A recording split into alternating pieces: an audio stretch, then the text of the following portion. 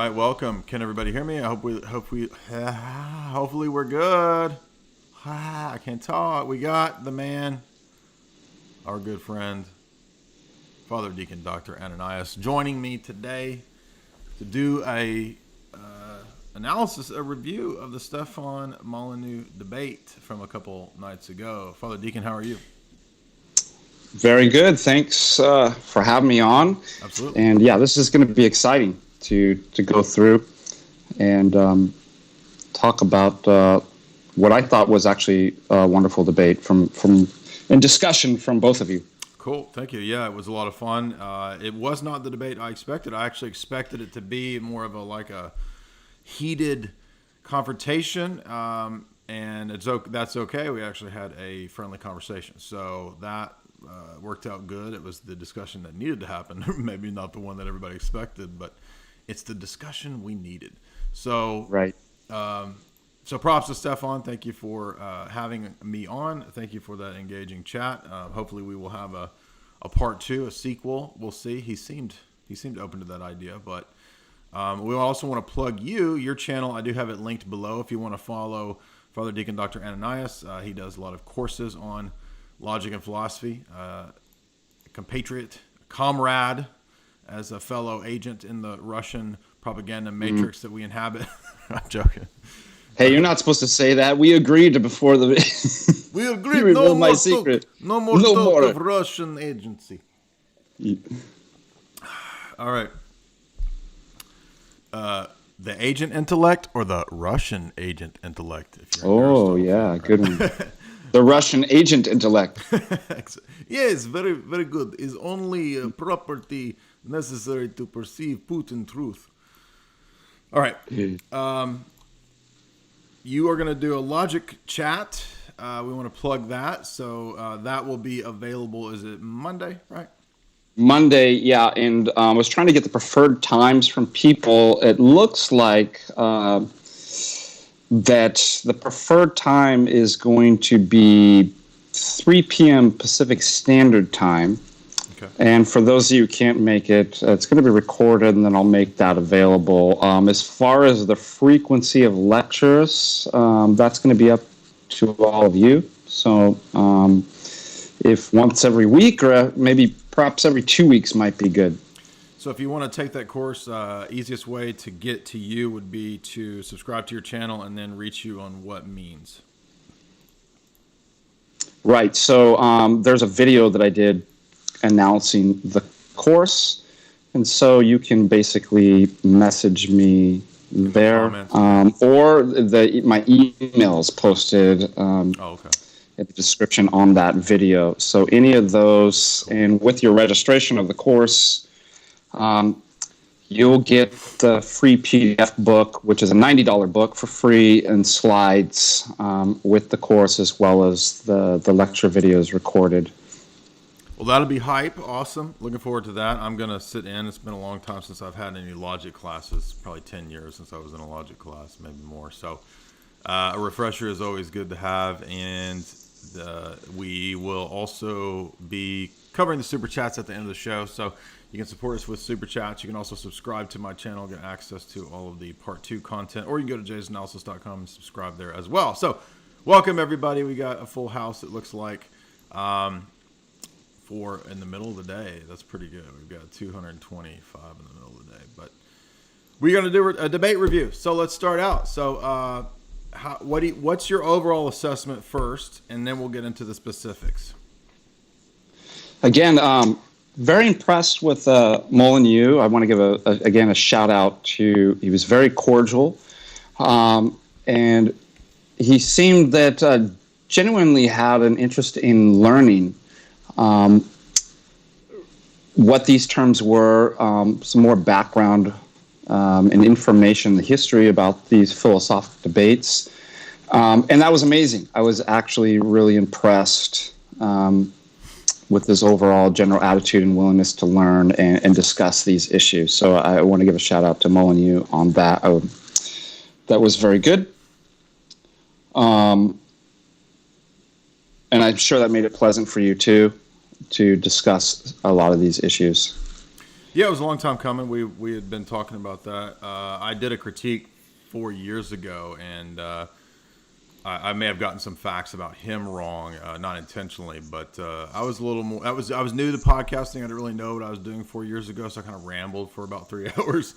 And if you're new to podcasting, that's what you'll do. You'll kind of ramble on. So I didn't really know where I was going to take the critique, but I just kind of went into in essence the same critique that I made in the debate. So most of the issues that I brought up in terms of the philosophy itself, I would still hold to those being a valid criticism. And they're kind of the issues that I brought up in the debate. So I brought up, issues like the myth of the given, issues like the external world, the problem of induction, the status of abstract objects, identity over time, all these kinds of issues that are persistent problems in the state of the question, as Eternal Logos called it, within academia. Those are still issues, still being debated in the realm of the philosophy of mind, the philosophy of consciousness, all this kind of stuff. Empirical data is just not enough to really get us to these assumptions that are necessary for empirical data to be coherent and meaningful. So I think that there was a lot of kind of pragmatic, relying on pragmatism, and really that's not an out. I think that's what a lot of people in the modern world think in the realm of philosophy is like, well, look, we're at a dead end in a lot of these systems. We might as well just act as if, right? And kind of that's the way Hume himself, the consistent skeptic, Hume took it to that logical outworking a long time ago. He said, look, we're going to act as if there's an external world. We're going to act as if induction is true, et cetera, all these other things. We can't justify them in a straight logical sense, but we're going to operate as if they're true. And so therefore we're going to leave all those metaphysical questions and those strict epistemic questions. We're going to put those in the back burner or just toss them out wholesale and no longer countenance them. But what is the problem? I want to ask you, Father Deacon Dr. Anna. I know how I would answer it, but I want to see how you would answer it. What is the problem with just saying, well, look, let's just be pragmatic. Who cares about these goofy word salad explanations of trying to explain things like metaphysics and give an account for, a justification for, a sufficient reason for our beliefs? Why don't we just rely on pragmatism? Yeah, and by the way, let me just give you a shout out for being able to explain things in the terms of the history of philosophy is really important. So there's always a danger that you can get so narrow within one's field. This typically happens with scientists that they'll end up dealing with issues that they don't know that have actually been resolved or abandoned. And so going back to the history of philosophy, as you did in the video too, you were able to cite that, look, these conversations and debates and these time periods have been going on and they've shown us this. That's really important. And so I think it was good that you did that. Mm-hmm. Now, regarding your question, so part of it is answering the question here about why can't we just be pragmatic and just deal with what works. So there's basically two questions that need to be answered within that. Pragmatism is goal-oriented towards the telos. Right. And what happens within pragmatism then is that the goal that you're trying to pragmatically obtain is going to be called into question as being arbitrary. For example, we could be quite pragmatic about a euthanasia program or eugenics. Mm-hmm. And therefore, we're going to have to answer, well, what justifies us? Are these good goals? So immediately you're within the realm of the normative as soon as you're talking about pragmatics. And pragmatics wants to try to eliminate that. Yeah. And just, well, we don't have to think about normativity or anything like that. But again, it becomes arbitrary. Right. Do we just pick any kind of goal that we want? And then, of course, we can talk about efficiency, i.e. pragmatism.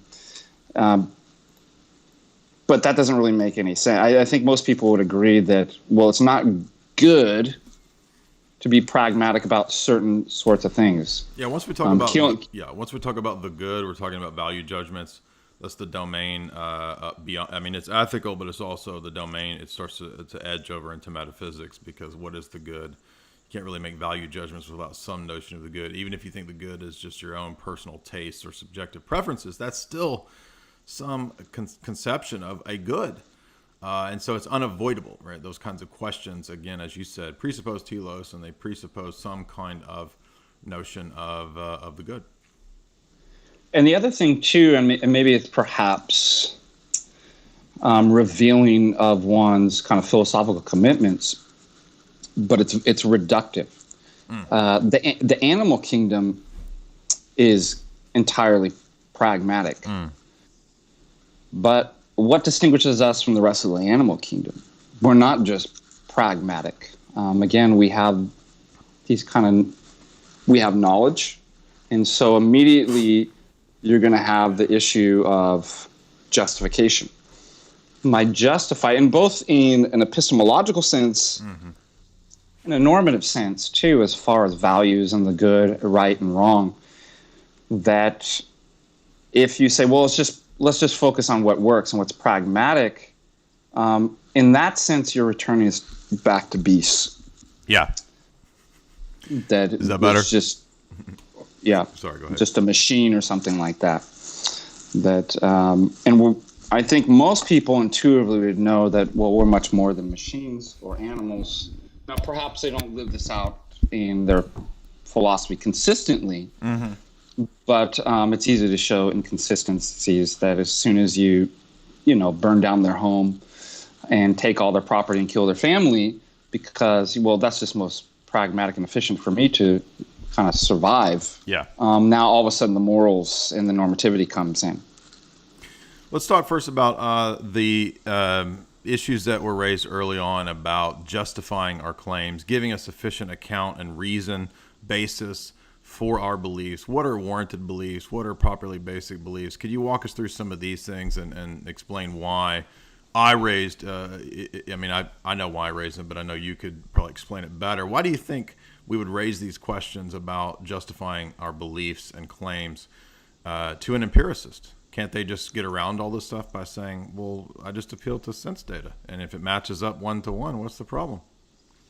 Right. So, I mean, even if you assume that somebody forms a belief, which I think Molyneux was saying, you just look and you have a belief in it.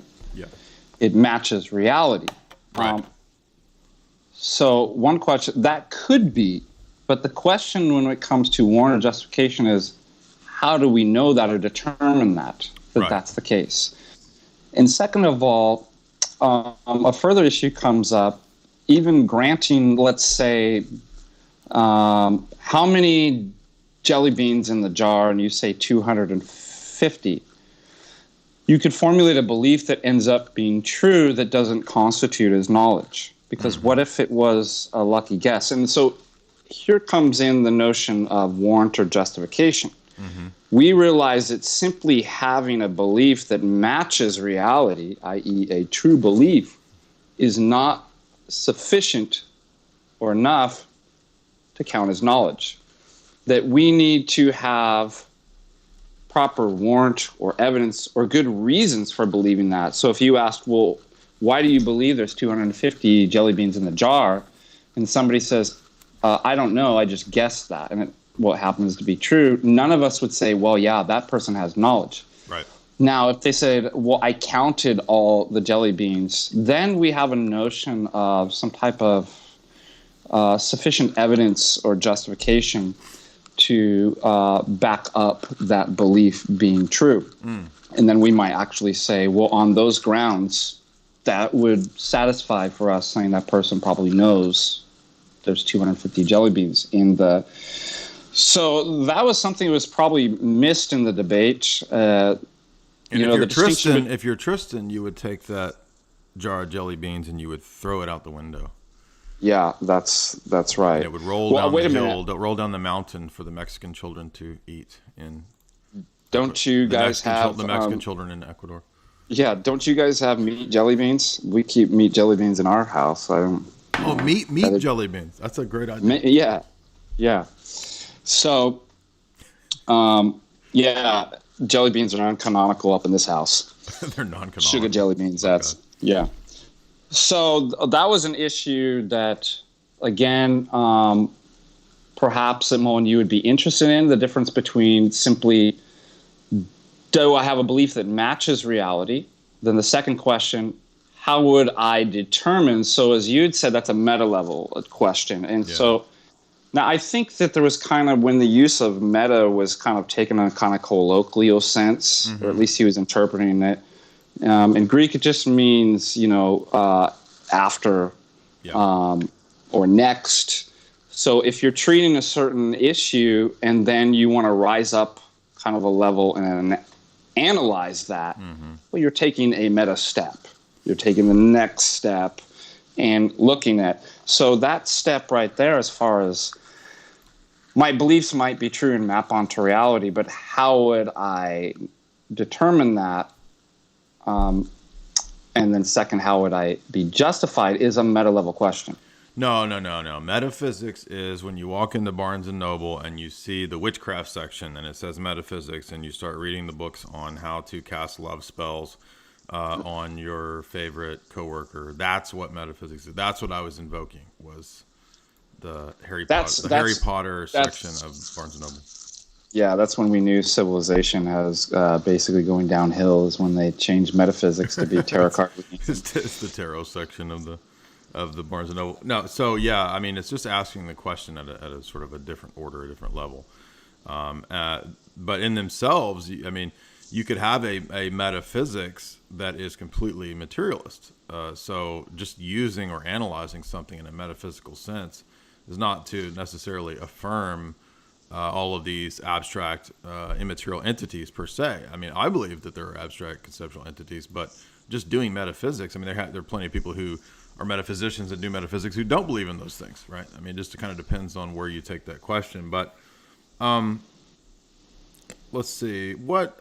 Well, let's keep going on, because there was a certain issue with the. I know what I want to talk about. For example, this. I think he presented sort of kind of a naive realism that you just look at it and you see that there's 7 coconuts and naive realism is not a knock at somebody. It's not like a pejorative. It's like a position, like naive empiricism. It's actually it's a type of position that. But the thing is, again, that's to ignore the distinction between perception and justification. So we need to carve out these categories. For example, just because the majority of us see something a certain way does not mean that our seeing, and therefore then from there our judgments about what we're seeing, map onto reality. And I think that was kind of the assumption. For example, and it's not just, well, because the majority of us see it this way. Well, what if the majority of us were schizophrenic? And there was kind of some common, there was something common among our schizophrenia that made us see certain things. And there is. When you look at the diagnosis for schizophrenia, you have common traits. But all of us would admit that the schizophrenic is not perceiving or let alone judging reality correctly. So it's just taking for granted that because I guess I'm not like a schizophrenic, that therefore I am. Now, that's a question of justification. Right. And one's not justified in saying that, well, just because I can see it, how can you deny that? Yeah. Well, you could be psychologically predisposed to see things incorrectly. Well, there's all kinds of people. There's also an explanation. There's also a story narrative that's told early on in his book about the progress of human civilizations, from most people in the ancient and medieval world seeing things in this superstitious story narrative, and then the philosophers and the rational Enlightenment skeptics come along and destroy those and give us a new narrative. And so he really presents it's like the heroes of science and scientism, this kind of Bertrand Russell style narrative at the beginning of Russell's books. He does this same thing too, which is ironic because the people living in those days could appeal to the common perceptions of there being metaphysical categories and metaphysical entities and objects that are real. So, in other words, you can never rely on that kind of a thing like common notions or the opinions of the masses on those subjects, and then turn around and utilize the narrative of how the Enlightenment smashed all the common notions that were all nonsense and superstitious. You see what I'm saying? Yeah. Now, his way out, because I know he was going this way, was to move into the pragmatism. Yeah. Well, if it's not mapping onto reality, it wouldn't work. Things wouldn't work out. But this is what's nice about the Duhem-Quine thesis of the underdetermination of data. There's many different kind of conclusions we can take from their thesis, but what that shows is that there are multiple theories or paradigms or viewings that are all different, making different claims about what the data is that you're seeing, the appearances, that will all work perfectly well. In fact, the classic example is comparing the Ptolemaic geocentric universe to the Copernican heliocentric universe. They both work. So this is another failure of pragmatism. From this kind of naive realism, like sense datum theorists, that we'll just look at the data and we just see as the way it really is in reality, and the confirmation of that is it works, is completely undermined by Duhem and Quine's underdetermination of data thesis, which shows that, well, no, there's going to be multiple paradigms and theories, perhaps even an infinite amount of them, that will all fit the data perfectly well, and that will all pragmatically work. So you get stuck there too. Right. And this also brings up the next problem that I touched on in the discussion in a few places, which was properly basic and non-properly basic beliefs, because what we're talking about there, that explanation you gave about pragmatism and things, quote, working, that's all premised on, again, that older notion of classical foundationalist approaches to how we know and what we can know and so forth. And it's sort of like based on an older one-to-one correspondence between the idea and the object and the word, just a simple signification theory. But there's big problems with the correspondence theory of knowledge. And when we talk about coherence, we're not saying that we have to adopt a strictly secular coherence theory of truth or truth statements or knowledge. What we're saying is that there's aspects of the coherence theory which are more applicable to a holistic orthodox paradigm, but there's also aspects of correspondence which are applicable as well, and there's also pragmatic aspects. So all the various theories of truth and truth statements, truth values, correspondence, coherence, pragmatism, we would say there's aspects of those which are correct, but we don't smush our whole epistemology or view of truth into any one of those singular sort of secular schools, because they end up in kind of problems. So point being here is just that we want to pull from where there's truth and reject where there's error in any type of philosophical argumentation or system. And so when I mentioned properly basic and non-properly basic beliefs, this is another problem that comes up in the classical foundationalist model, which is that setting aside all the other assumptions that we've already mentioned that are not justified, even if you think that you have a properly basic axiom or starting point in your system, once you start reasoning about the world from that basis, there's not anything that tells you on empirical bases which beliefs in your system are actually properly basic and which ones aren't, because if that belief in any way relies on or is related to or connected in a web to another belief, then how do you adjudicate between the properly basic one and the non-properly basic belief? And if you tried to do that, what that assumes is some prior criteria that's more basic to adjudicate between the two, and that's also not proven empirically. So that was another point that I brought up about properly basic beliefs. That's a problem for the classical foundationalists, and I think that it was just kind of sort of blown past. It was kind of dismissed. Yeah, and we can kind of unpack these terms too and what they mean and the historical significance. I thought you had a good point right there about this kind of correspondence theory of truth, whereby our words are sentences and predications map on an isomorphic one-to-one relationship with the things of intention out there in the world. And this is why it's good for all of you to study the history of philosophy, at least in a general way. For example, you'll see that these issues are treated within the philosophy of the history of philosophy. For example, you'll find that Carnap was actually in his Der logische Aufbau der Welt in 1928. He tried to execute this kind of program of, I guess we'd call it a reductionist program as far as meanings of words, having this kind of one-to-one isomorphic reduction, and also the truth value too. And he came the closest to it, but it ultimately fails too. And this is where you get people like Wittgenstein too, that talks about that, the old kind of classical foundationalist coherence model. Sorry, not coherence. Correspondence. That, the word tree maps on the kind of one-to-one relationship to the entity that I'm pointing at right now. Seems to work fine until you get to things like and, or, but. How do you explain that in terms of kind of correspondence there? What do they correspond to? And what you find is they operate much more. I know what but corresponds to. Oh, yeah. Bruh. I couldn't pass that one up. Yeah. But you're talking about conjunctions.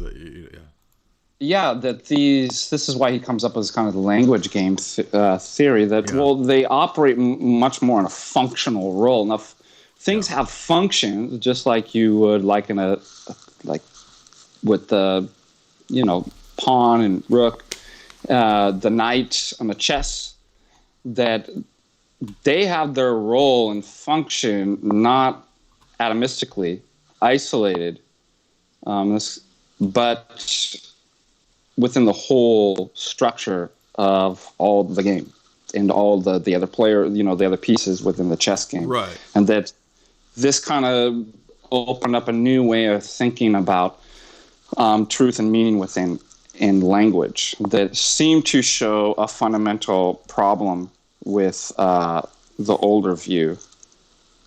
Yeah, I've later reflected numbers are a good example of this kind of stuff too. If you think about like the number three doesn't operate in isolation from the other sets of numbers that you could come up with. I mean, does it really make sense to talk about three without also thinking about one and two? No. So there's not really any epistemic priority or metaphysical priority that can be assigned right away on the basis of empiricism to any content, any proposition, anything that we think might be in the created realm to be given some kind of epistemic priority. It just simply doesn't have that. And on the non-theist worldview. Now, if you have our worldview, you can sort of redefine these things. You can talk about foundational beliefs or maxims or whatever as starting points in logic and all that, but their ground and their justification is actually outside of the system itself. In other words, you can't just take something from logic or from mathematics and then justify the system of mathematics from within the system, right? It appeals outside of it. It's incomplete. And so we're just simply saying that this is a feature of anything in the created world. You get this strange loop feature about things in the created world where ultimately you can't just appeal to some other created thing. So the argument is the same in any subject. It doesn't matter whether we're talking about logic or whether we're talking about empirical sense data, or whether we're talking about math, or whether we're talking about whatever, causal principle, telos, right, the five ways. Any of those things presupposes prior categories. So what I would like to ask you next is that you discuss this move in your paper that you presented, which I enjoyed. Tell us what Aristotle means, because this is crucial for not just the Enlightenment era proponents of foundationalism, which is where we would find Molyneux on that spectrum. But if we were to rewind and go back in time to Aquinas, adopting this Aristotelian move from objects or that which is better known by us versus what is better known by nature. Can you unpack that for us? Because this is so crucial in the history of Western thought up into the eventual dominance in the West of foundationalism. Right. So foundationalism starts with Aristotle. So you find this in his logical works, like the Organon in Posterior Analytics, where he's kind of setting out what he says a scientific demonstration is, where you have premises and then a conclusion, and that the premises must be always better known than the conclusion, and that the premises are then conclusions of previous demonstrations, which ought to be better known, and so on and so on. And he immediately comes to the conclusion that, well, it can't just be demonstrations all the way back ad infinitum, that at some point has to stop where there is no demonstration. So there's no demonstration for demonstration. This is what classical foundation, this is where it begins. Right. Classical foundationalism. And so he believes that ultimately demonstrations rest on a bedrock of first principles, self-evident truths. So that could either be, axioms or kind of analytic propositions. For example, the whole is always greater than the part. Or in this sense, sensations. That what we would call, this is what we meant by or at least you did, basic, rather properly basic, excuse me. That of which everything else is founded on, is built from. Otherwise, he says, you couldn't have knowledge. So that kind of sums up where classical foundationalism comes. Can I read this section just to make sure that we know Aristotle? I know you know this, but we want the audience to know real quick what Aristotle says. It's from the Posterior Analytics. Yeah, I've got it right here. He says, the premises must be primary and indemonstrable. Otherwise, they will require demonstration in order to be known. Since to have knowledge, if it be not accidental knowledge of things which are demonstrable, means precisely to have a demonstration of them. The premises must be the causes of the conclusion, and therefore better known than it. And prior to it, its causes, since we possess scientific knowledge of a thing only when we know its cause, prior, in order to be causes, antecedently known, this antecedent knowledge being not our mere understanding of the meaning, but knowledge of the fact as well. Now, prior and better known are ambiguous terms, for there's a difference between what is prior and what is better known in the order of being, and what is prior and better known to man.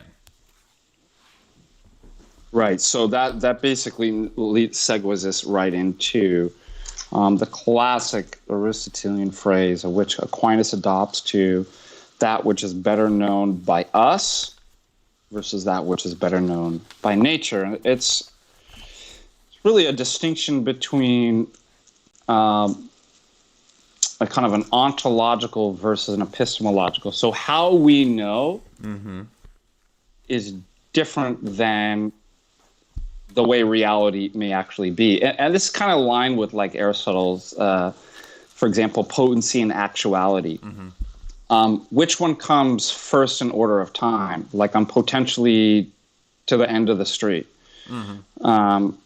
Well, I'm not actually at the end of the street. So potency is always first in time, but I couldn't potentially be at the end of the street unless there was actually an end of the street to go to. So he has this kind of way of thinking about, and says that, look, what makes something real, the reason why something exists is what, in the cause is what's better known by nature. So it's kind of like the in itself.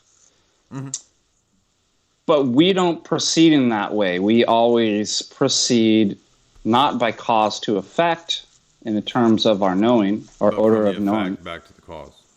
Effect to the cause. So this is what's going to make his kind of empiricism. Yeah. We start from Induction. the sensibles. We start from induction, that we sense, and that's always clear to us, and the cause is more removed, and then we find out the cause. So that's basically, it's just explaining that fancy phrase what's better known by nature versus what's better known by us. Now, as I illustrate in the paper, though, that's an epistemological concept of criteria for justification. And so what you can immediately ask is that not begging the question? Are you not getting ahead of yourself? That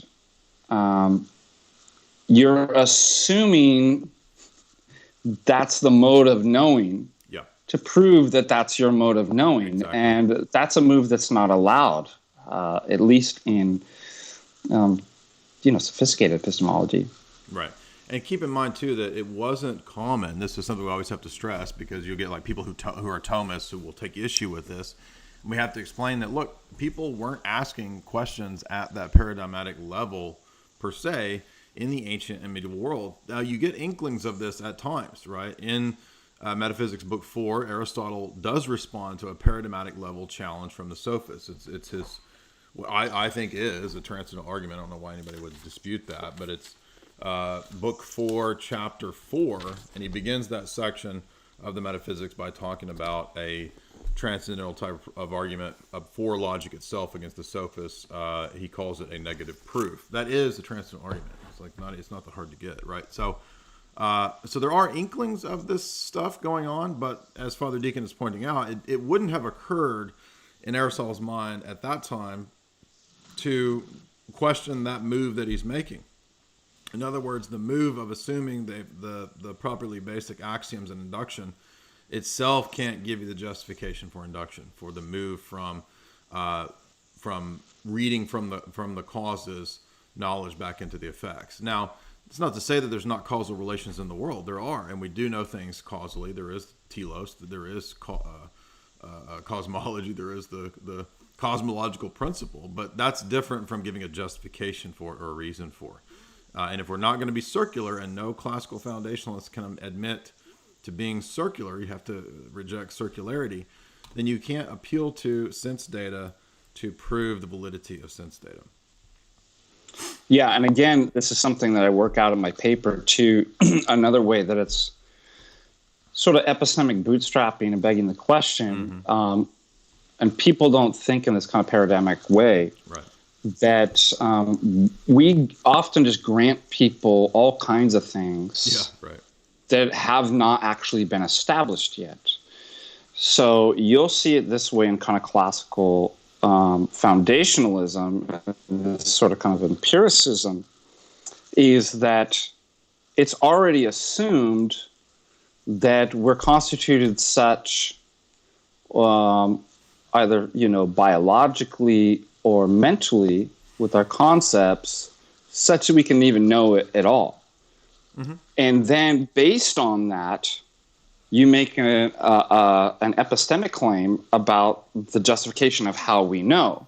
So what I point out, and I also point out in my paper, is that that's epistemic bootstrapping. Yeah. That you can't, if you haven't established that from either the world itself, like as Aristotle points out, from basic, kind of empirical sensations, or man himself in his own mind with his own sphere of reason, if you haven't been able to show or determine that we can know anything at all, why should we grant that you can just go on and then tell us how you can know? For example, going back to the schizophrenic example, we definitely would all admit that, well, I guess being constituted in certain ways or taking certain kinds of drugs would make it such that you're not actually knowing or perceiving reality correctly. And so then it calls into question, well, how do I determine hold on. Is this just a schizophrenic or a schizophrenic on drugs? I'm constituted such, both biologically and mentally, such that I can. Hold on, Father. And then you go on to use the exact things that are in question. Yeah. Your mic cut out there for a little while, but first of all, we need to establish if this is just a normal schizophrenic, or you said a schizophrenic on drugs. Wouldn't that be like a super or drug. Yeah, that would be a double. Meta schizophrenia. Or maybe it gets them straight. Maybe that's Okay. if you had the right drugs, it would. No, but So the idea rewind a little is bit either drugs. You cut out though when you were talking about this. So go back a little bit. So yeah, we would all admit that either drugs or alcohol, or certain mental illnesses like schizophrenia, we admit. I think all of us that well, yeah, that's definitely not constitute such a way that you're perceiving reality correctly or knowing. And then we just assume that, well, like the publican and the Pharisee, well, thank God I'm not like that guy, right? Yeah. And if you ask the person, well, wait a minute, how do you determine, locked within just either the world itself or within your own sphere of reasoning, that you're capable of knowing? And what are they going to do? They're going to give you some type of argument, which is exactly what's in question. Yeah. So that's why the book example. If the book's in question, and I told you everything in this book is true, and you say, well, how do you determine that or know that? And I said, well, you got to just turn to page 27 where it says everything in this book is true. That's an invalid move. Yeah. And aren't we doing something like this when it comes to epistemology? Certainly the classical foundationalist, I'd argue that even the different coherentist models are all caught up in epistemic bootstrapping. They're assuming what they want to prove and that its processes are legitimate and can acquire a criteria for their justification before they've established their criteria for justification. Exactly. Now, what would you reply? I know how I would reply, but how would you reply to somebody who says, well, that's impossible. You just can't do that. There's no way to justify these assumptions. I remember the debate with Matt Dillahunty. This was essentially the move that Dillahunty said, look, you can't prove a presupposition. What are you talking about? If you could, it wouldn't be a presupposition. There's no proofs for those things. Oh, so he's going back to another foundational model. Right? Well, is that yeah, what he's saying? But so by that's all we definition, have, presupposition. Right? I mean, so the way that you, and well, I think that Bahnsen pointed this out, right? The fallacy of the crackers in the pantry. What was it? Crackers in the pantry fallacy. The crackers in the pantry fallacy. The way that you investigate or look for evidence or test things is not going to be the same. The way that you look for crackers in the pantry is going to be different than the way that you look to test other things. And so when it comes to presuppositions, the way that you test it, obviously you're not going to, well, that has to fit. Right. And what Bahnsen means quite literally is like a group of white people that he has stuck in his pantry. The way that you're going to prove that you have a group of honkies in the pantry is not the same way that you prove other propositions in your world. No, I'm joking. Yeah. So, I didn't know where you're going with that at first when you started saying white people in the pantry. Father Deacon, this is Dr. Greg Botch, and I have about 7 white people in my pantry. It's a logical fallacy. Anyway, I've been working on my Bahnsen, but anyway, yes, you're correct. So anyways, the way that we're going to test presuppositions is going to be a very different way than you would test, for example, deductive or inductive conclusions derived from deductive or inductive arguments. That we're going to look that you're going to test more for kind of coherence and consistency. Right. In fact, this is exactly a type of argument that would be, how do you test presuppositions if you can't prove them? By way of reductio ad absurdum. Yes. That's so, for example, the move that Aristotle himself makes in Book 4 of the Metaphysics that I just referenced, which I'm not saying is true because Aristotle did it. It's not a fallacy of authority. I'm just saying that the argument has precedent in the history of ideas. The argument itself is valid, and as you point out in your paper, and as I put up in the debate, I mean, you can put, there's a lot of different ways. It doesn't have to be a 5-point syllogism. You can put a transcendental argument into a very simple syllogism. I mean, Kant gives transcendental arguments quite consistently that are valid in their form. So the idea is, if your presupposition leads to an absurdity or inconsistency, you should probably abandon it. That's one way. That's a reduction. And that's exactly what Stefan argues in his book, that there are self-detonating arguments or moves that are essentially self-destructive. And so he affirms essentially transcendental argumentation in his book. Right. Now, that at the same time is not going to get you out of the epistemic quagmire of circularity. Right. Correct. Because somebody could say, well, it's undeniable. I can't deny it without contradicting myself, and therefore, if it's either A or B, and I can't conceive of B, it must be A. But then to actually make the claim that therefore I'm justified in believing A is not a valid claim, because again, you're already presupposing that the validity of that method is within the epistemic domain that works and could be justified. You haven't shown that. And second of all, what if you're just, again, psychologically preconditioned to think that way? It's like, I just can't think otherwise. It's an invalid move to therefore conclude, but that's the way the structure of the universe is, and therefore what I'm thinking therefore maps onto reality, and I have justification for that. Yeah, I mean, maybe the external world is nothing but pure popcorn, and all of the world of pure popcorn just constantly signifies the informational content to my brain of the world that we think it is. So I think that I'm interacting with Father Deacon Dr. Ananias. You're nothing but a giant bag of popcorn, and the informational content that's coming into me appears to be Father Deacon Ananias, but you are Father Deacon Popcorn. You're just a giant bag of popcorn. Yeah, that brings up, do you want to move into the point about the 7 coconuts? Because that... You put the lie in the coconut, break it all together, put the lie in the coconut. Do you know what's so funny? So there must be something with so yesterday in class, I kid you not, I was handing out the quizzes, and like every row ended up being 7. And then it ended up being like every example was like 7. And then I was just like, you know what, might as well just start using 7 coconuts in examples in class.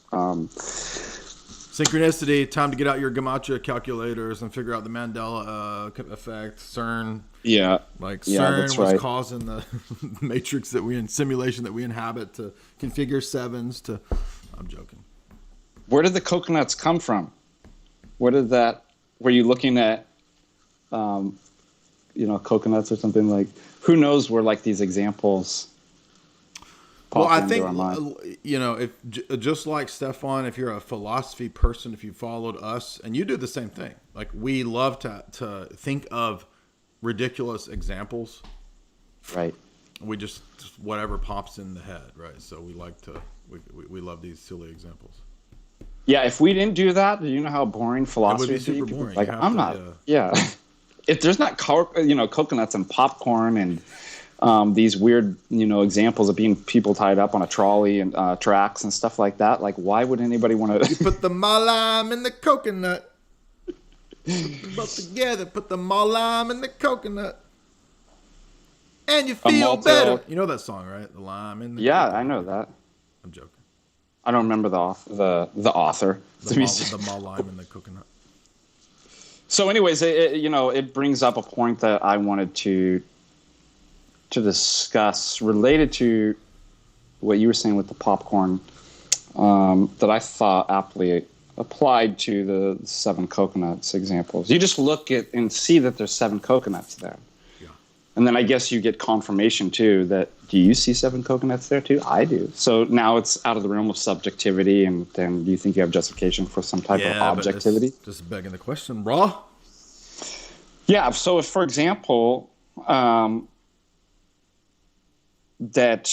what if there's actually, in reality, 5 coconuts, and again, you're so constituted such that the 5 coconuts actually produces the idea of 7 coconuts?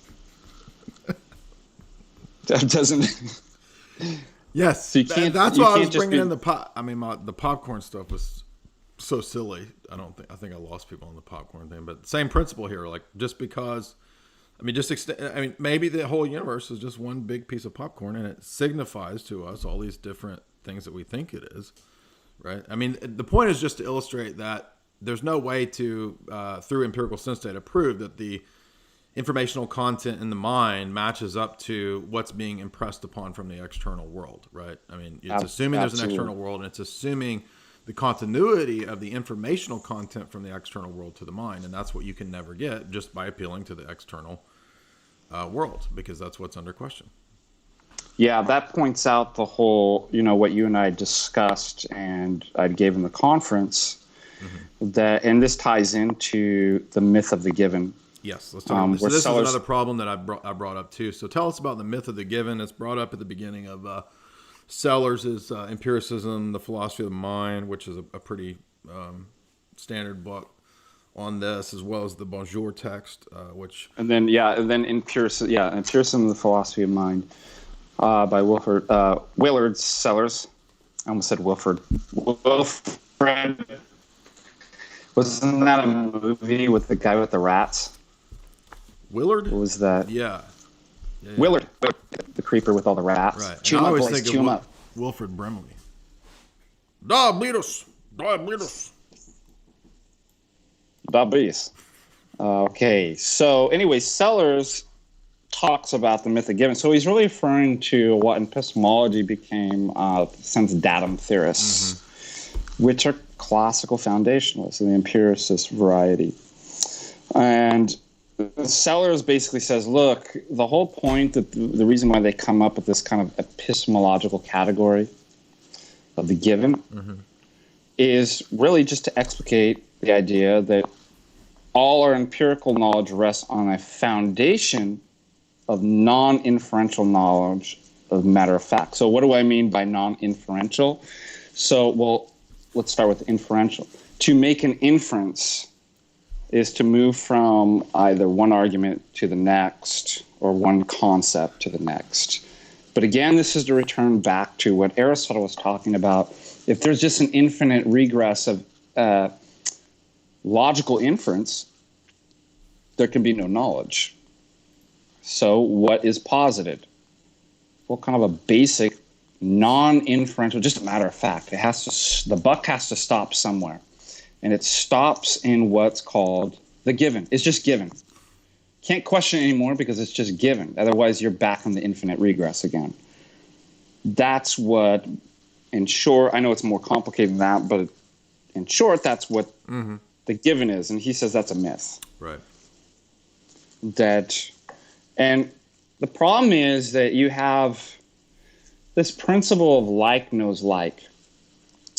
So, for example, the reason why I can, and this is between analogies, it's also between like contact, and anything that relates to another thing must have some type of principle of analogy between that like knows like. For example, if I wasn't physically constituted, guess what? I wouldn't be moving physical things. Right. So how I would go. Yeah. It would be like the movie, like you always see like Ghost or something. These Hollywood movies, right, where they try to reach for the glass or the cup and they just go through it. That kind of illustrates, because their substance is very different and not like the physical substances. I was thinking of Patrick Swayze, because he sings. Yeah, so was that. He sings "She's Like the Wind," but when he's a ghost, he's like the wind. Oh, that was dumb, but yes. Yeah. Don't ever do that again, please. I'm like the wind. Anyway. So, okay, here's what sets up the problem. That's the myth of the given. Is that givens, epistemic givens, because they're non-inferential, they don't have logical content. They're fundamentally different than your concepts and logic, of which you're supposed to derive, and which all of your through inference inferential knowledge rests on, as matter of facts, correct? Yeah. And the problem then is going to come up, well, how does what's essentially different relate to the other if there's no similarity? And there's a great quote from Donald Davidson in his coherence theory of truth and knowledge, where he states the relation between sensation and belief cannot be logical. So that's exactly what we just stated. Every classical foundationalist is going to admit that. Because it's not like, is there logic in the sensation? Are there concepts? Yeah. Of course it's not. They're just, especially when you get into the later empiricist, it's just like David Hume, it's just a sense manifold. Right. just like a bunch of particles and stuff like that. There's no concepts or forms or anything like that. Yeah. So there's not actually informational content that's transferred to the mind.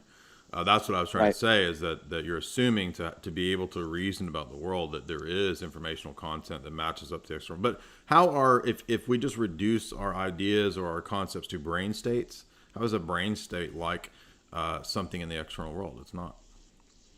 Yeah, exactly. And so there's no way to relate the two.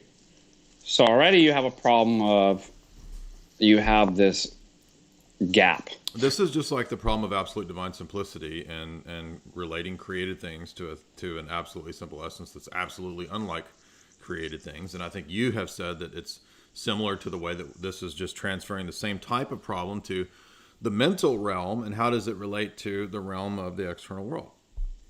Yeah, and it's the same problem. So you see reoccurring problems throughout the history of philosophy, whether it's dialectics or, which in some senses is actually kind of a dialectics. You see the same problem that rises, that Descartes creates, which we know now is been called the mind-body problem. Exactly. You define the mind in complete antithesis as far as properties to physical and bodily things. Then you're going to immediately want to know, well, wait a minute, how do they interact? If they're nothing, they're just the opposite.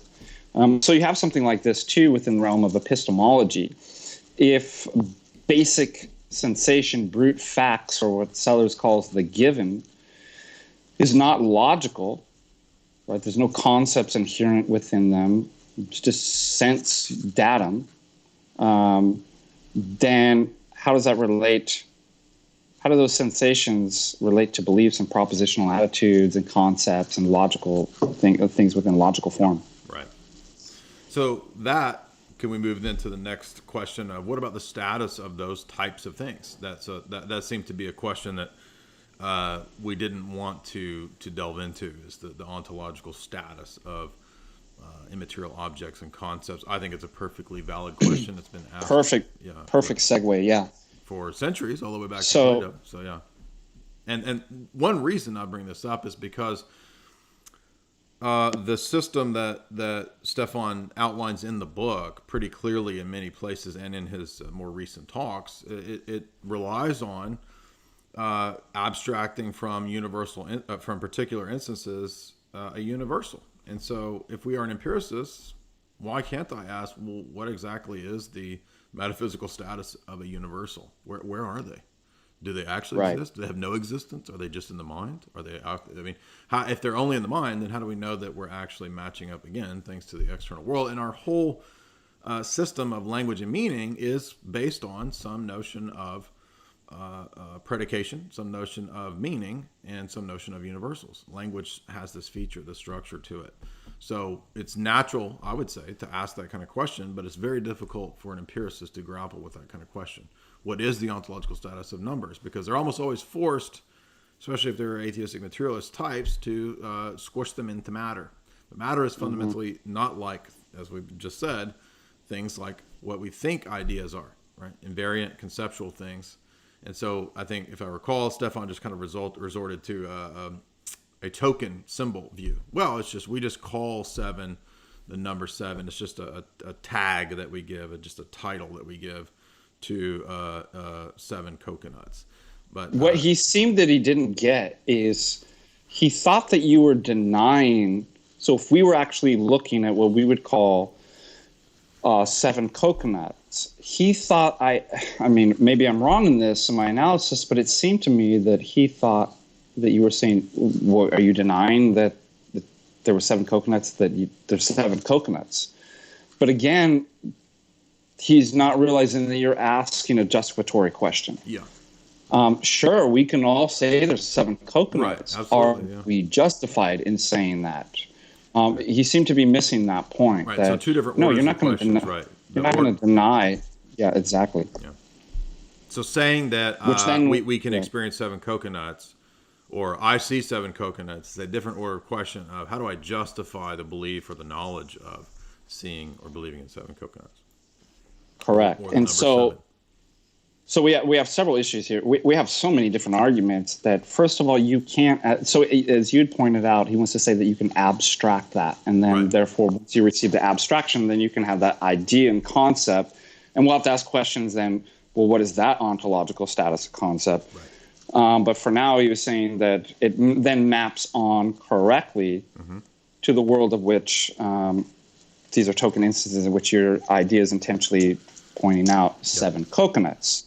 But as we've seen that, well, first of all, as Sellers and Davidson point out in The Coherentist, you cannot derive a concept from non-inferential matters of fact, the givens, the sense data. And second of all, as Quine and Duhine points out, that's not even going to tell you anything about reality anyways, because guess what? It's possibly you could derive multiple theories that are all different ideas about what that data is, and it'll all map on perfectly well to describe the appearances. So got a problem there because that's not going to tell me which one's real, which one's actually, because they're all working, hence the underdetermination of data. If every piece of incoming information is part of some system, then how do I know on the basis of the incoming information which system is correct? It can't tell you. Yeah. And third, our argument was, and it's also circular, it's assuming what you already have not established. Yeah, it's epistemic bootstrapping. Which for a classical foundationalist is devastating. You're not allowed to be circular as a classical. Yeah. So we've got 3 strong arguments there. And then that turns us to the question that you brought up. What is the ontological status of things like numbers? And, where do they exist? So maybe you can help me out with it. Is Molyneux, is he some variety of a materialist? Because I know he was trying to distance himself from empiricism. I think so. I think he seems to be an empiricist a materialist who admits that fundamental nature of reality is matter, but matter might have different types of states. So he seems to allow for conceptual realities that in some way maybe are a little more or transcend in some way matter. But that's kind of where I wasn't clear, because I seem to, and if anybody is familiar with his really fleshed out, maybe more specific view on this at some point in his philosophy, you can correct me. But it seemed to be a kind of position where he's generally affirming materialism, but also wanting to kind of have the possibility of some kind of conceptual realities that maybe aren't a higher transcendent reality, but matter in a different state, perhaps, but still fundamentally matter, right? Like energy, maybe in another state, something like that. I think he said something like this. This is one problem with materialism. Ask somebody what material is, and they're like, nobody knows. It's like, what? I guess it used to be energy in different forms. It used to be kind of like Platonic matter. Little dots. Aristotelian matter, dots, dude. It's little dots. Yeah, is it atoms? Is it potency? Right. Then is it with Descartes? Is it extension through space? Yeah. Then it's kind of like Bohr's atomic model, and now it's strings and quantum. It's like, so part of the problem with materialism is like nobody even knows what they're talking. How can you base string cheese on I'm a popcorn? Materialist, string cheese on popcorn is my theory now. That's right. Like, I'm a materialist, but I don't know what matter is, and nobody through the history of human thought really knows what matter is. That can be problematic, but you can find some underlying threads. It seems that they're committed to, so perhaps they can't define their program very well, but the common kind of thread of materialism or physicalism. So somebody in the chat, by the way, I don't mean to cut you off, but they're qualifying Stefan's view. Okay, good. And again, I don't know that. I mean, this is a follower of Stefan's that says Truth and Downfall says that he believes in materialism, but he believes that the brain creates consciousness and somehow the conditions of free will or free will itself. Okay, so this segues into the exact point that I want to So maybe he's perhaps, as a lot of materialists, not ontologically committed to, or not committed to any particular ontology about what matter is. I think so, yeah. However, the underlying kind of current theme within all varieties of materialism is a rejection of immaterial entities. Absolutely, yeah. So at least, I think Molyneux would probably agree to that, which leads us, and which led you to bring up the ontological status of numbers. Does it exist? Because if you abstract, then again, number 7 exists within the coconuts, of which you can then get the concept 7. And first, ontological status with concept 7, we'll definitely know that he's not given an immaterial, universal, or transcendent ontological status. I think all of us can agree to that. Whatever side that we're on, that's probably a fair representation of Molyneux's position. But then we could look at, is 7 coconuts identical with 7? Is 7 to be found in coconuts? Because if the number 7 was identical with the coconuts, or so there's 7 apples, and there's also 7 oranges. If the number 7 was identical, then apples would be oranges. So there has to be something different there. And furthermore, the reason why that's a problem is because when we speak about numbers, we don't mean that they're particular. Mm-hmm. So within logic, you have these two kind of categories of things that are singular, particular. So this orange, this coconut, this apple. Well, the irony here is that within Stefan's book, he many places says that I can abstract from particular instances to a universal. It's the same thing with numbers in the relationship to the instantiation. To say 1, 2, 3, 4, 5, 6, 7, therefore 7, that's appealing to a universal. He may not recognize that, but it's the same move. And the point is that the critique that we're making is essentially the same, whether it's the universal or whether it's the attribution of the number 7, some property that these objects share. Those are invalid moves on empiricist grounds. That's the point. Exactly. And the thing is, it's the same as the myth of the given, that the gap problem, that, well, by definition, whatever paradigm that you're committed to philosophically, by definition, we all agree universals are not particulars. So you can't make an identification with 7 coconuts is equal to the concept of 7 and conceptually, because that would be to say that universals are particulars. Yeah, and by definition, they're not. So that argument fails. I mean, is the number 7 merely a brain state? If it's just a state of chemical reactions in the brain, that's just ridiculous. Now, I'm not saying that Stefan would necessarily say that. He may not. But the point is that as a materialist, you're assuming some conceptual schema within the mind, within some sort of self that's able to organize all of these, ideas into a coherent framework. And I mean, you just, where in empiricism can you get that? You can't. It's an assumption. It's one of the many transcendentals that even Kant talked about. I'm not a Kantian, but I'm just making the point that he talked about the transcendental university of transcendental unity of apperception, right? The idea that there is some unified self that's perceiving all these objects and giving them a coherent unity and framework amongst them, right?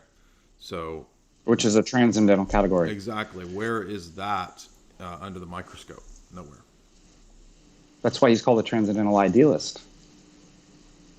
Kant. Right. Yeah. I mean, if you don't believe that there's an external world, then and you just had a strict coherence theory, then it would lead to idealism, some form of idealism. By the way, did you see that meme that I showed the guy at the baseball game? Yeah. And the phenomenon to the pneumonia. Yeah.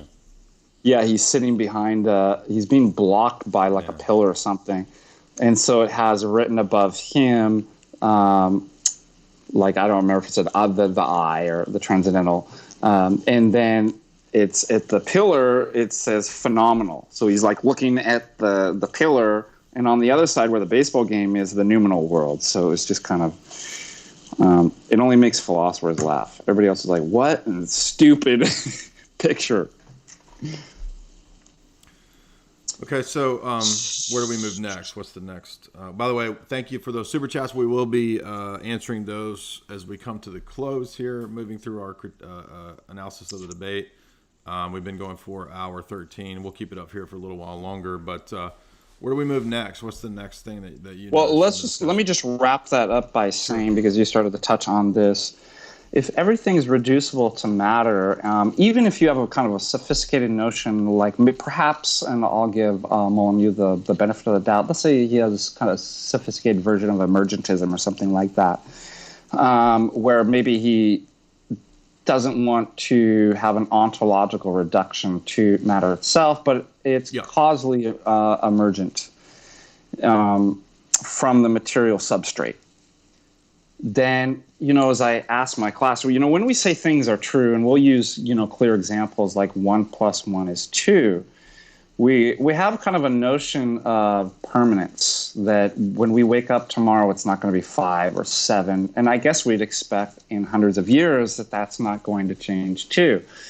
But the very nature of matter is changeable. It's mutable. It's what is going to guarantee, and it could be even, if we say we have a correct abstraction of the number 7, why should we expect that would remain tomorrow or the next day?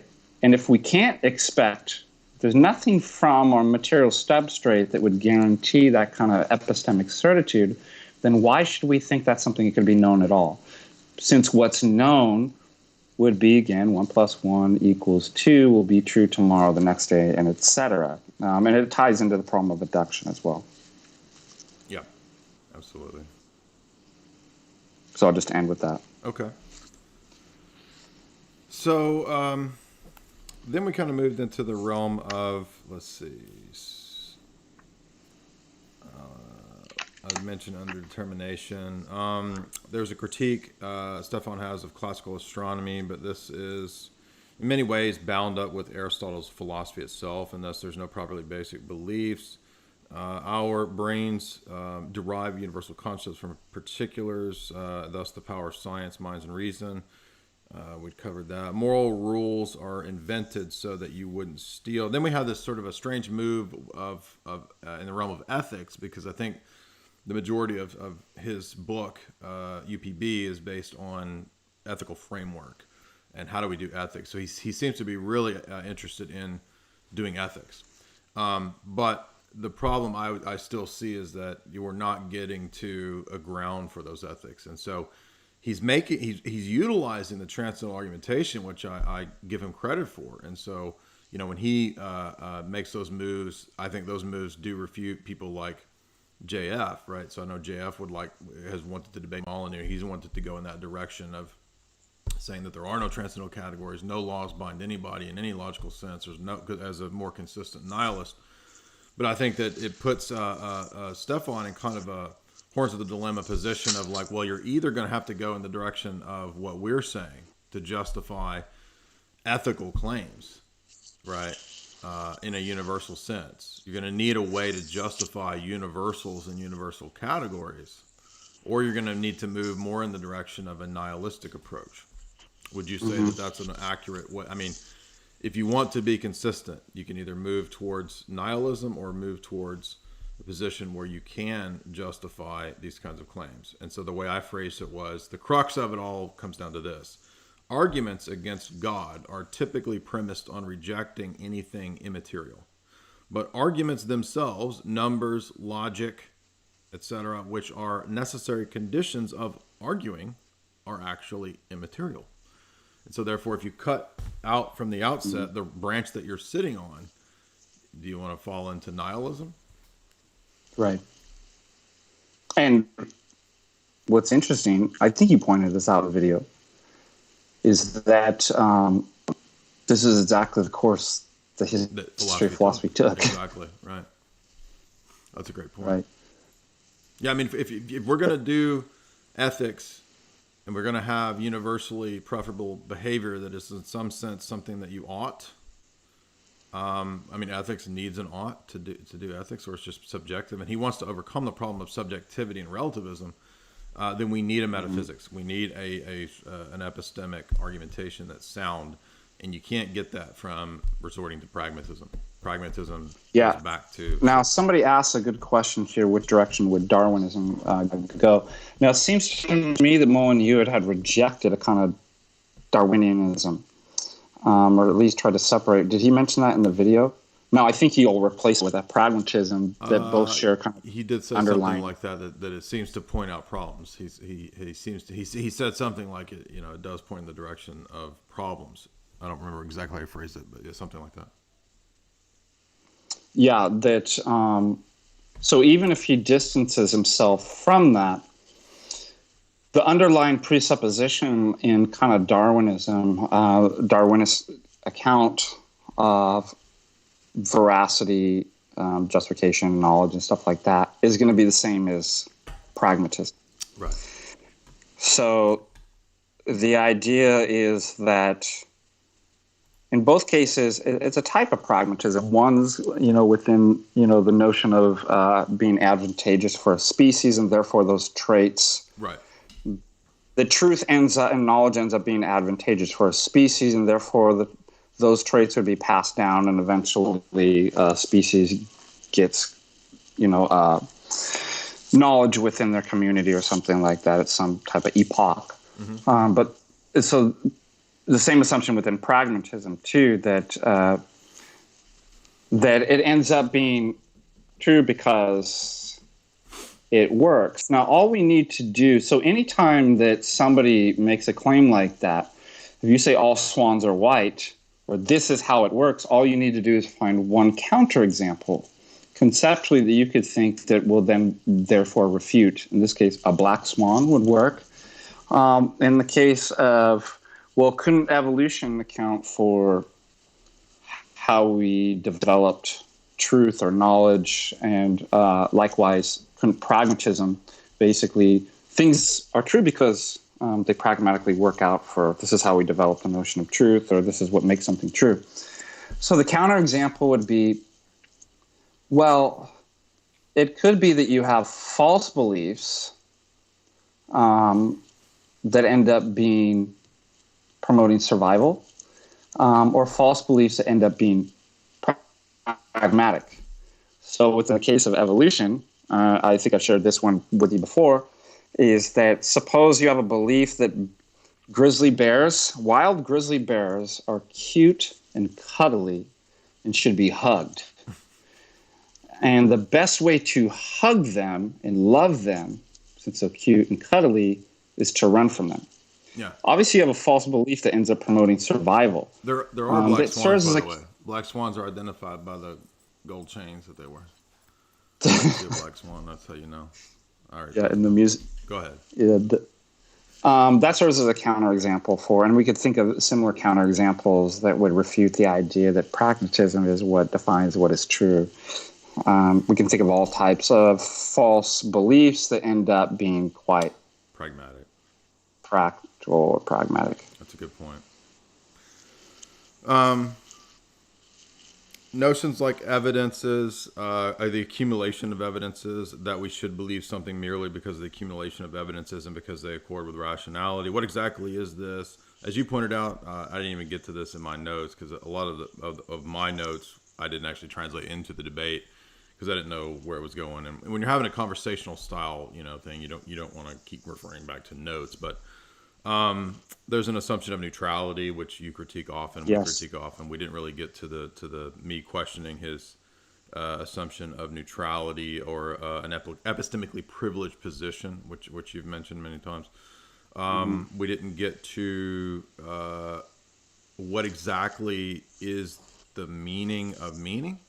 Another meta level question about words and sentences. I wanted to talk at some point about depends what you mean. Depends on what you mean. Depends on what you mean. I wanted to get to sentences because there's a lot of transcendental argumentation that's very fascinating in the world of sentences, but that's okay. We didn't get to that. Maybe if there's a part 2, he and I can cover some of those topics. But I hope so. Yeah. I think again, Molyneux, if you're listening, I give you a big props. I thought you did excellent. I thought you did well. Very amicable. I think everybody was impressed, and so I just want to say that look, I'm a professional philosopher and professor of philosophy. None of these critiques are aimed at you as a person. And what you do, I think we all think that you're doing wonderful things.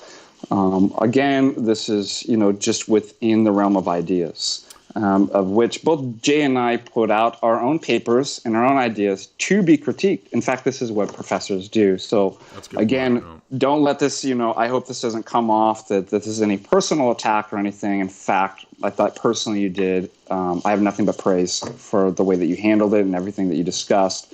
And I think that you would agree, too, that it's fair as far as the ideas that we're all presenting, that we're free to be able to discuss and critique these so that we all can come together and hopefully find out, well, what is actually true. Yeah, so, and I think, similarly, I want to eventually get back to a response to the critique that Dr. Malpass and Matt Dillahunty did to the Dillahunty debate, because right after we did the debate, they did a whole round table. So I'd eventually like to respond to that in the future too, because they did a amicable response to the debate in the same way that we're doing an amicable response to the debate with Stefan. So I think that pretty much covers most of the central problems, and I think that shout out to Church of the Eternal Logos. He did a great analysis of the debate too, pointing out the state of the question, which was basically just illustrating that the development of the Enlightenment tradition took a certain trajectory for a reason.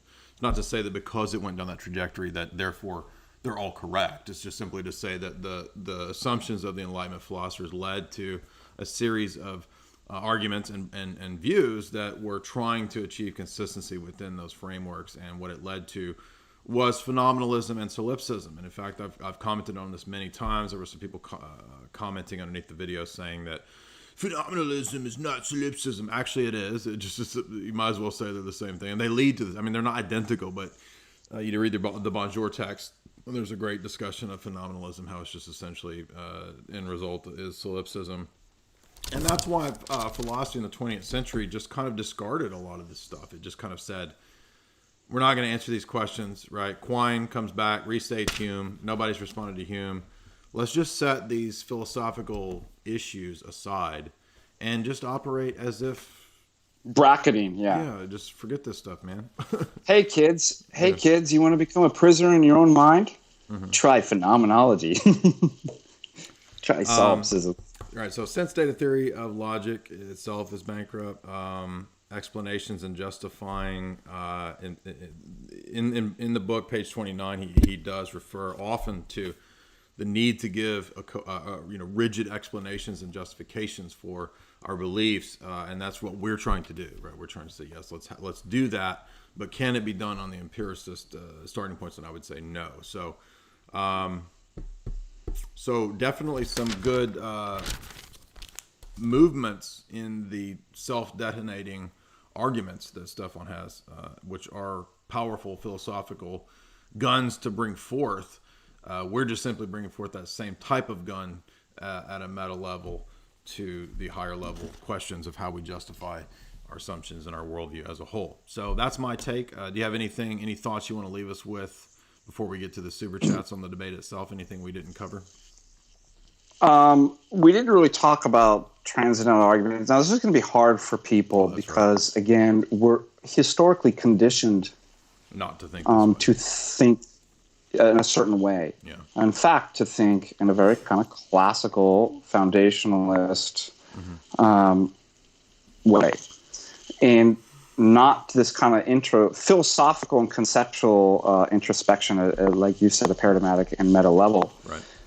Which is exactly what transcendental arguments do. So we're used to the type of arguments is deductive or inductive, and to take a reflective look at a meta level of conditions for the possibility of arguments is something quite difficult. So, nobody get frustrated and upset when you hear a transcendental argument.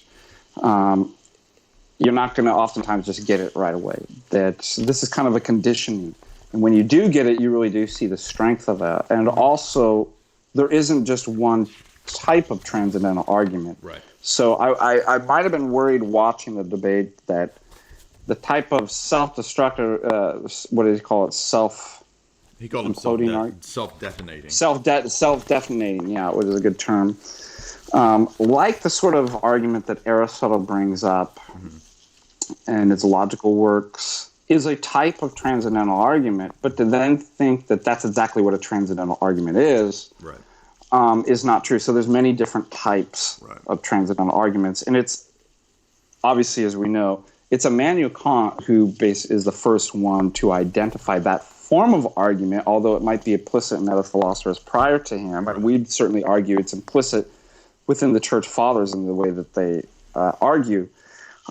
He is the first one to name that form, that you establish a conclusion not deductively but transcendentally, that without that conclusion being true, then there would be no possibility of experience, arguments, logic. The necessary conditions of experience are assumed in experience or in cognition. Exactly. Right. And then again, a transcendental argument form is not the same thing as a transcendental argument for the existence of God. So, in other words, just because you could find a flaw or an error in somebody's transcendental argument does not mean, therefore, that it maps over to being like for transcendental arguments for the existence of God. Yeah, that would be the fallacy in it, and yeah, exactly. And plus, they're not the same; they're not identical. So it's just different types of argument. Yeah, exactly. Okay. Yeah. And next time you and I do a chat, I have a bunch of chats that cover transcendental arguments. You can find those in the archives. People want to get deeper into those. I've probably done 5 or 6 lengthy talks on those. But we can come back next time and maybe just do a talk just on transcendental argumentation. Talk about the history, talk about Kant, talk about Van Til and Bonson, talk about where we disagree with all of those people, talk about how there's a difference between a transcendental argument and the transcendental argument for God, the form of a transcendental argument. So maybe the next talk that you and I do, we can do something on all that.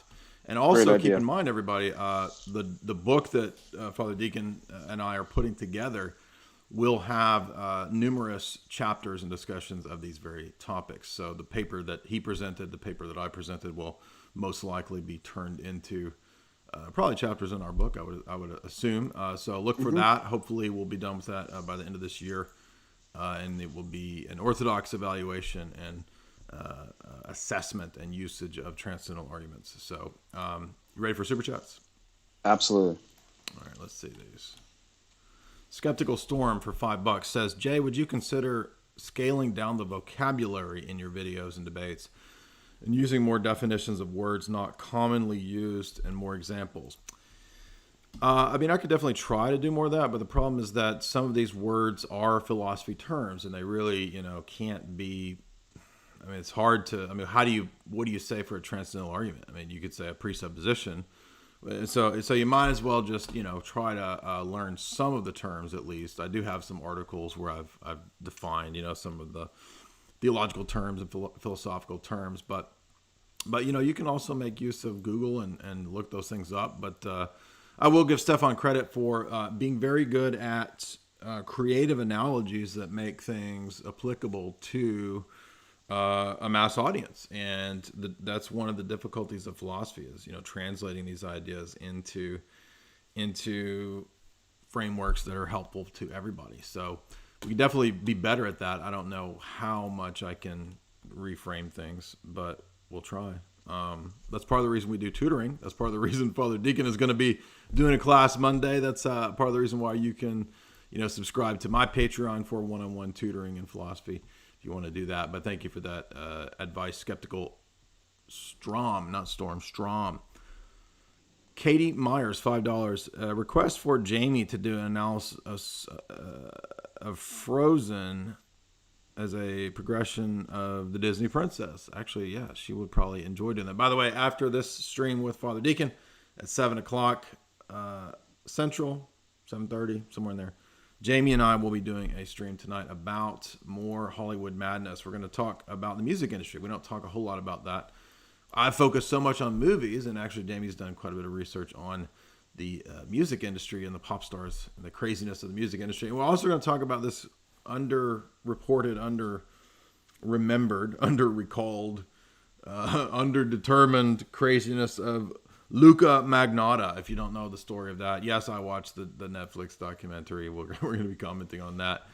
I remember in 2012 when all this was in the news, and wow, what a crazy story. But what I didn't know was that Luca's whole story was tied to his obsession with Hollywood. So we're going to be tying this into the narcissism of the Hollywood magic mirror machine. So we'll be talking about that, Jamie and I, at 7:30. Jolene K, $15. Thank you for the theology and the philosophy. Their comfort and peace for the soul. Excellent debate between you and Stefan.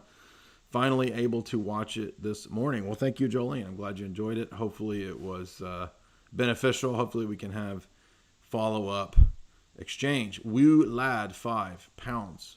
What do you think of Plato's theory of epistemic recollection and his argument for the preexistence of souls? I think it's a terrible argument, personally.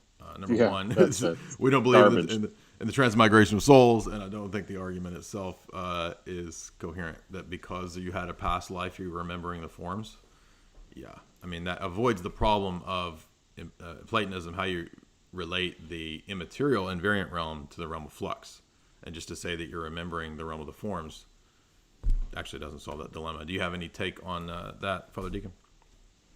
Yeah, that's exactly the problem. First of all, Aristotle gave a pretty good refutation of that too, or at least a way out. But it's all these theories are gonna be open to the same critiques that we just gave here tonight. Exactly. Yeah, that's why that's another thing too, is that transcendental arguments are not in terms of worldviews, comparing worldviews.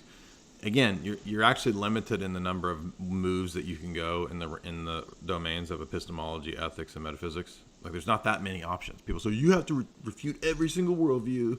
And if there's a million worldviews out there, you can't prove your position until you refute 1 million worldviews. Now, there's only a limited number, right, of ways to go in any position, right? You can't.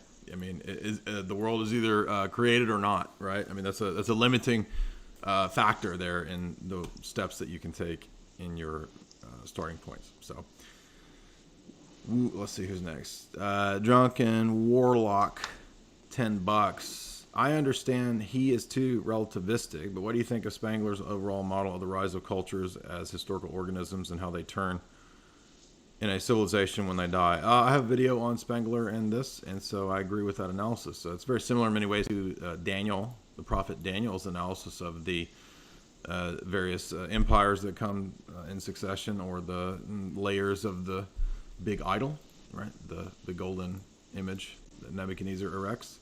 So that's similar to the phases and the spirit of the age, you could say, the organism approach of Spengler. But yes, ultimately Spengler's system is relativistic, but he's very insightful when it comes to looking at the spirit of an age.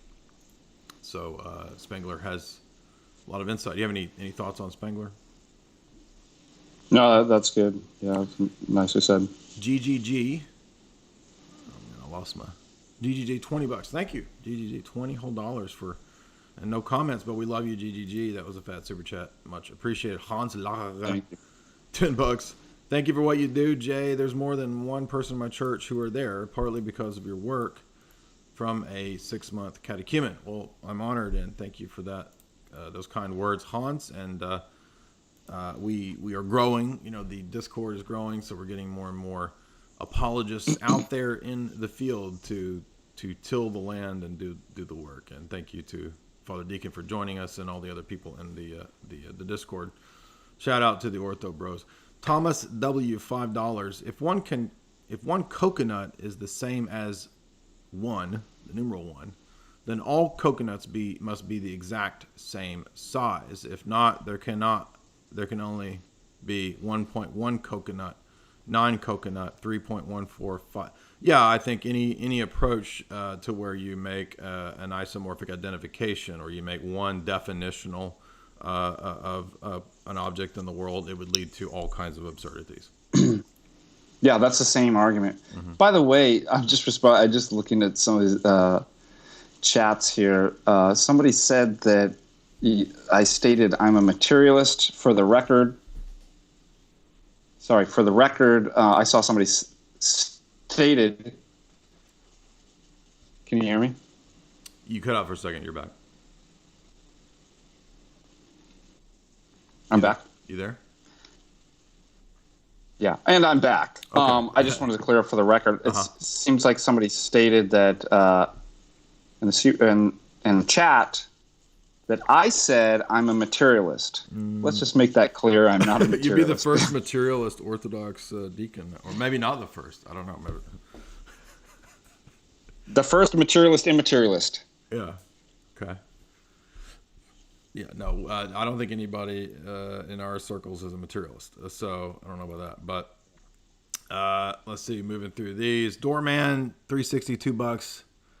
That's a great Greg Bonch impersonation. Jerry. If you've ever seen the Matitix-Bonson debate, it's pretty great. By the way, I'm trying to get Matitix to come on. He seems like he will, but when they debated, there's a point in the debate where Bonson goes, Jerry, not. Bonson actually throws out a not, like, Wayne's World, not. In a debate, Bonson throws out a not in the debate. Funny stuff. Anyway, thank you for that, Doorman. Shining Diamond, $2. Did you notice Ask Yourself was trying to help Stefan? Well, of course he was. We know that Ask Yourself is not the most astute philosopher, and so certainly he would be trying to gain points with anyone. Made by Jim Bob, $25, and made by Jim Bob, $25. Wow. I hope you meant to send the same $50 or 2 super chats. Hallelujah. Thank you, made by Jim Bob. Jim Bob, of course, shout out to Jim Bob. Go follow him on Instagram and go check out his Based website. He has some killer humor in his comics. He is one of the premier satirists of the comic world, so definitely follow his material. Had 2 good discussions with Jim Bob, and I'm sure we'll have more in the future. Just been busy of late. He says, if words are circular and logic requires words, is the claim words are circular invalid? I would say no. What would you say? Yeah, I mean, this gets to, in some sense, all things are circular. Right. Now, so this moves then into the justification. So I'd say within your own sphere of reasoning and language, if you don't have the necessary conditions for the possibility of knowledge found as your first epistemic principles within divine revelation in the person, the theanthropos, who's in a position to solve the epistemic problem, then all systems are viciously circular and nothing can be justified. And so I argue this in multiple papers that, that would be a problem. You're locked within your own sphere of reasoning.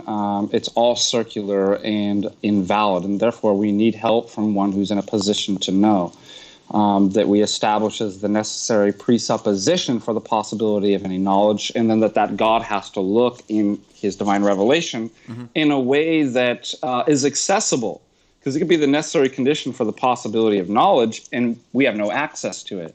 And so as I argue that this has to be a God that can incarnate, a God that has the divine energies, right, is not just an absolute divine simple monad that in various things like that. So that's what grounds. So we don't have a problem with circularity. It ultimately all meanings and words end up being circular. We'd say that we're the only ones uniquely in a position to actually justify that, exactly. given this.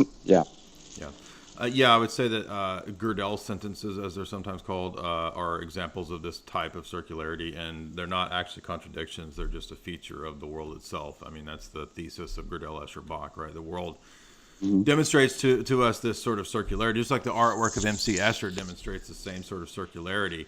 We wouldn't say that, oh, your artwork is invalid, Escher, because you have a circularity. No, it's just a feature of the mathematics of his artwork is similar to the fugue of Bach, Beethoven, and they're circular. Right? There's a circular pattern in the music because reality is created. It's going to necessarily be circular. I'm not talking about the Ouroboros. I'm just saying that circularity is unavoidable, and so transcendental argumentation is a way, a means to show that actually all systems at some point, just like the incompleteness theorem shows, are circular and therefore appeal outside of themselves. And that doesn't mean that we have to resort to irrationality or postmodernism or Thomas Kuhn's thing where we're both in ivory towers. We compare the systems. So that's the answer. But great question there, Jim Bob. Sadie Rochelle, she says for $5. Thank you, Dr. Ananias, and thank you, Jay. Great discussion. Thank you, Sadie. Much appreciated. You have been a long-time supporter of Jay's analysis, and it's much appreciated. Dalton, $15. Can you both explain why circular logic is a problem at the normative level and not a problem at the paradigmatic worldview level? Yes, absolutely. It's one of my favorite questions because this is what the classical foundationalist always brings up. How would you answer that, Father Deacon? How would you answer this challenge? Well, now, wait a minute. If we can't be circular in our arguments at the courthouse when we're arguing about our parking ticket, you can't be circular there. How do you get to be circular when you're making these transcendental arguments? How's that fair? So again, it goes back to the exact previous conversation that we just had, that that we can ground. So the problem with circularity is really a problem that we pointed out of epistemic bootstrapping, that you are using something and assuming that it's valid and it works for the purposes that you want it to do before you've established that.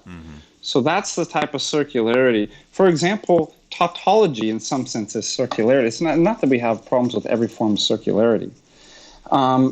It's in the sense that you haven't established the legitimate use, and therefore you can just ignore that and then use that. Yeah. And so what we'll say, the reason why we get out of the problem of vicious circularity and epistemic bootstrapping is because at a paradigmatic level, presupposing the only unique conditions that will satisfy for the possibility of any knowledge, morality, or experience, science, etc., we're able, in a first things first sort of way, to actually therefore ground what we're using.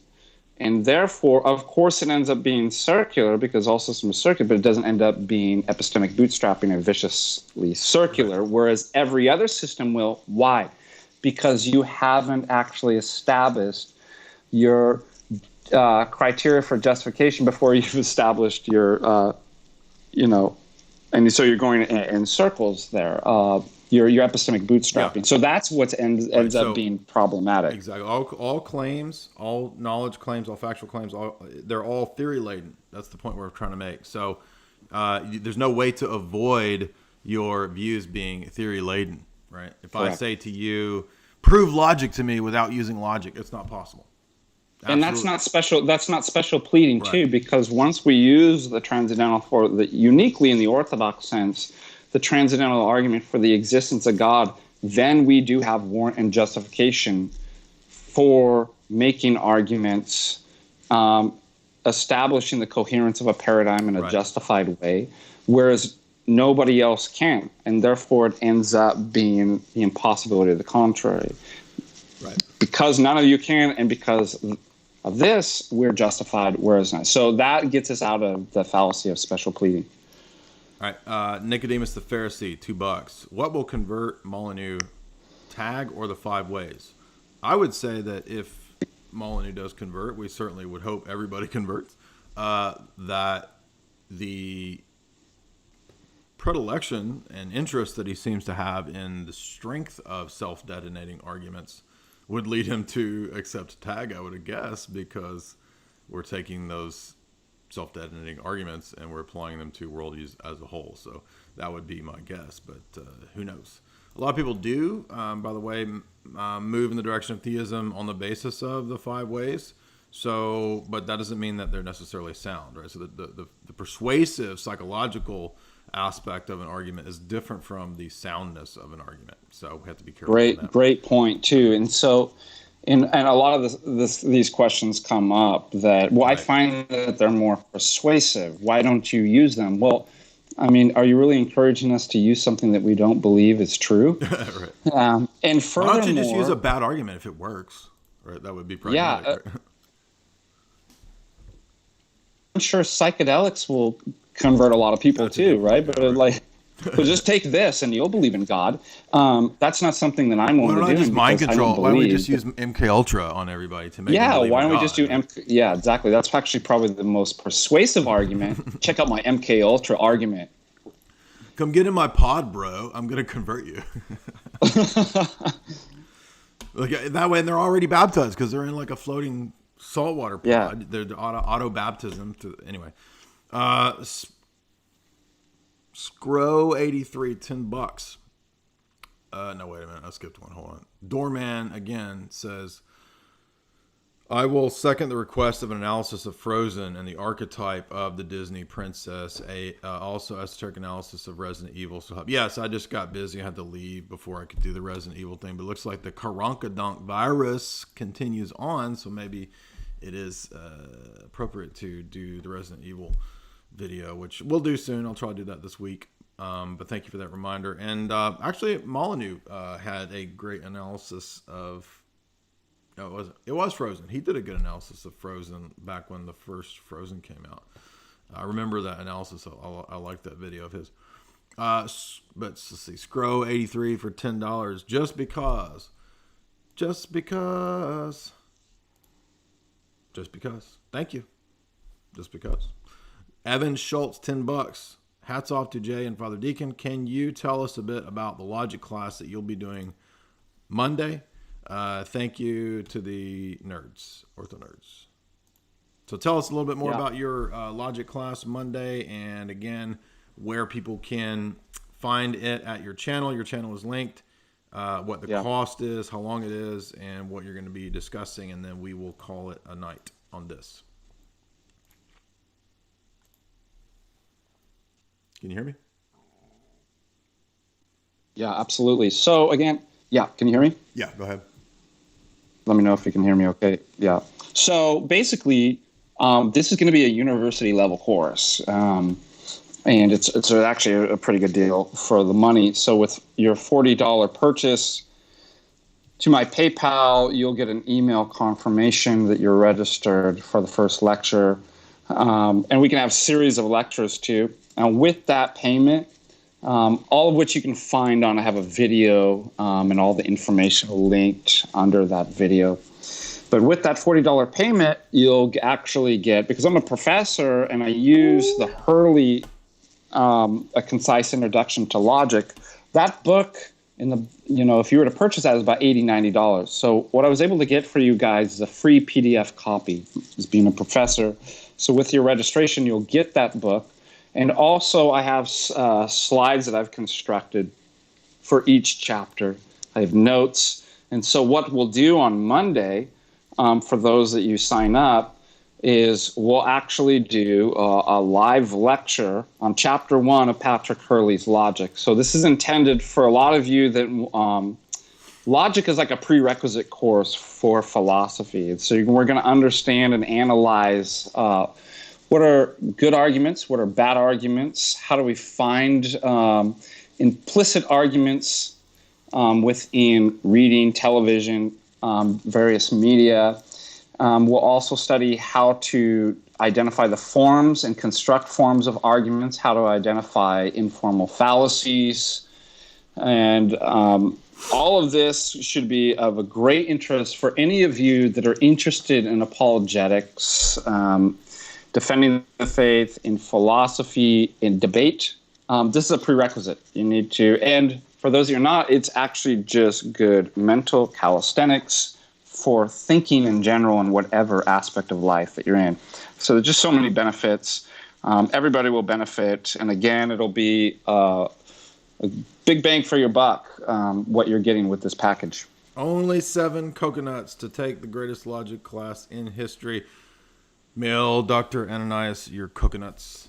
And you can pay me in coconuts or pesos or US dollar. All right. Thank you guys so much. Thank you, Father Deacon. Follow your boy right there. I got my links. Follow me on Twitter. Follow me on the Instagram. We want to have all those backups. I do unique material to Instagram and to Twitter. Not everything is on YouTube. Not everything is in one place. So be sure and follow me on all those outlets. Subscribe to Jay's Analysis at the website if you want to. $5 a month, $60 a year. You can also subscribe there at the join button on YouTube itself and the YouTube membership. By the way, we will do the last of Genesis. I know that people are saying, where's your Genesis part? That will be soon. I had to do that conference last weekend. So that will be next up on the plate is to finish the Genesis lecture. We will do the last 10 chapters as the end of Genesis. So we'll have all those 6 lectures covering Genesis complete. We'll be doing the life of Joseph. Will be really neat. Thank you guys so much. Hopefully you're enjoying. Welcome to the channel, everybody that's new. If you're here from the world of Stefan, we welcome you and thank you.